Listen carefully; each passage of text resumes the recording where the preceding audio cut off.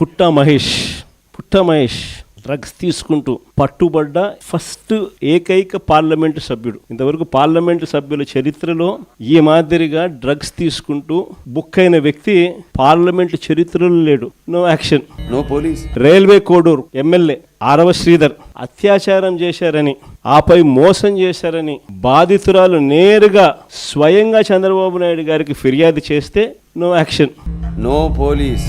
Satyavedu MLA Koneti Adimulam ఒక మహిళ మీద దారుణమైన లైంగిక దాడికి పాల్పడితే ఈయనేం చేశాడు? పంచాయతీ చేసినాడు. No action, no police.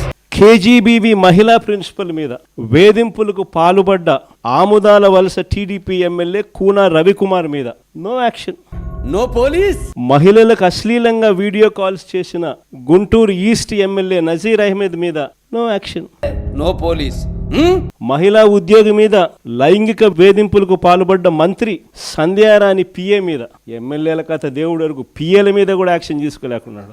No action, no police. ప్రస్తుత టీటీడీ చైర్మన్ గారు ఒక మహిళను మోసం చేసి వీడియోతో ఫోటోలతో అడ్డంగా దొరికిపోయినా కూడా no action, no police. Adinarayana Reddy కొడుకు ఇదే డ్రగ్స్ తీసుకుంటూ తాను కూడా హైదరాబాద్ లో పట్టుబడితే ఏం జరిగింది? No action, no police. Chandrababu Naidu గారి సొంత పుత్రుడు స్విమ్మింగ్ పూల్ పక్కన తాగుతూ తూగుతూ అమ్మాయిలతో డాన్సులు చేస్తా ఉన్నాడు చంద్రబాబు నాయుడు.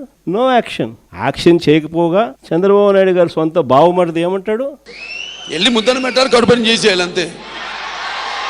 కమిట్ అనే పోని.